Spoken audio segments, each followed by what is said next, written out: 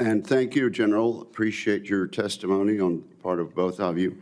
I will now ask you both a series of standard questions this committee poses to all military nominees.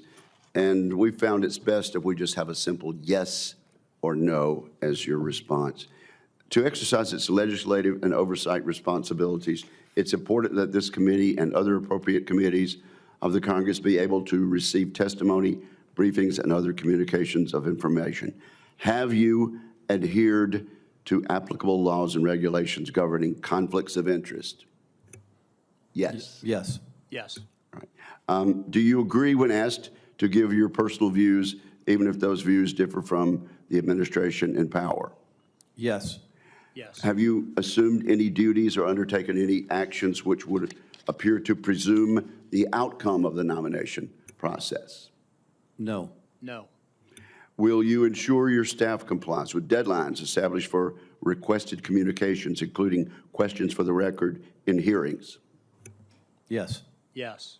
Will you cooperate in providing witnesses and briefers in response to congressional requests? Yes. Yes. Will those witnesses be protected from reprisal for their testimony or briefings? Yes. Yes. Do you agree, if confirmed, to appear and testify upon request before this committee? Yes. Yes. Do you agree to provide documents, including copies of electronic forms of communication, in a timely manner when requested by a duly constituted committee, or to consult with the committee regarding the basis for any good faith delay or denial in providing such documents? Yes. Yes. Thank you very much. And now we'll recognize each member of the committee who chooses to question you for some 5 minutes. Let me begin by a quick yes or no question that we've been asking for some time now of nominees.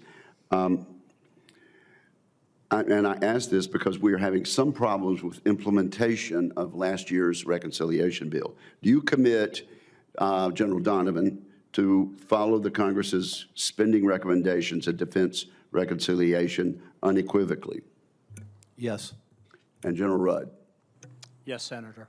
All right. And then let me turn to you first, General Donovan. We know what's happened in Venezuela. We referred to that in our opening statements from the dais. We know the Maduro regime was corrupt. It was an illegitimate narco government dictatorship. He's been removed now. So where does that leave you and Southcom, should you be confirmed, to limit the adversarial powers so close to home and to reduce the supply of drugs? And what strategic options are now open to you since we have a Venezuela government that is cooperating with us to an extent? Senator, in my current role as Vice Commander of U.S. Special Operations Command, I'm not connected to any current planning operations or future planning in Southern Command. If confirmed, however, I will be fully involved in that process, and my responsibility would be to provide the planning and staff process at that Southcom headquarters to create the best military options to present to the Secretary. Well, okay, but do you have any ideas about to what extent or in what way you'll be involved? Senator, again, if confirmed, my responsibility is that everything that happens in Southern Command is my responsibility inside that AOR.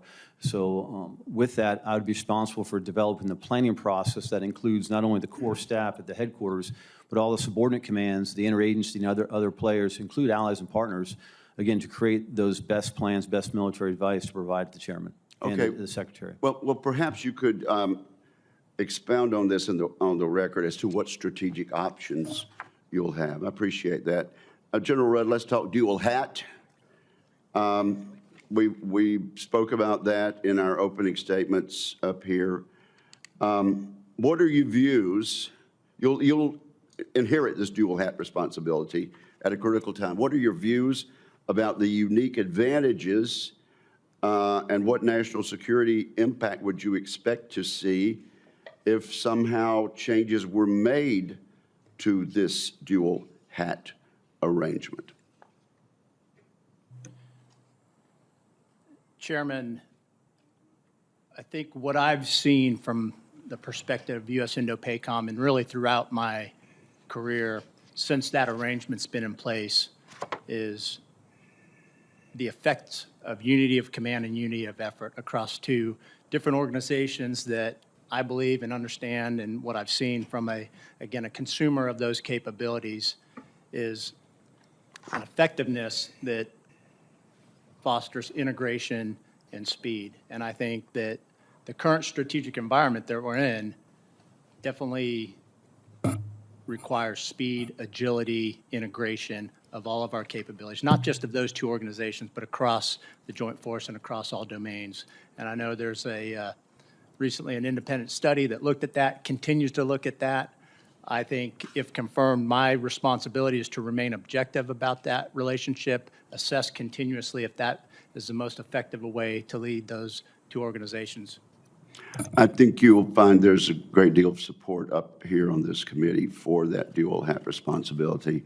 Let me see if I can get one more question. Last year's Working Families Tax Relief Bill provided $1 billion for offensive cyber operations, reflecting recognition of the strategic importance of these capabilities. Based on what you've seen, you haven't taken office in this position yet, but do you think Cyber Command, based on legislation that has been passed and money that's been allocated, is optimized to support the commander of Indo-PACOM?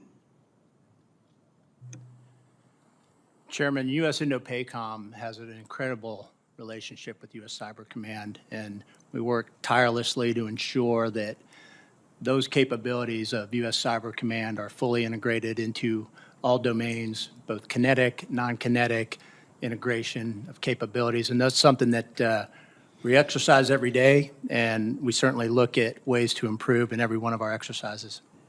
Thank you very much.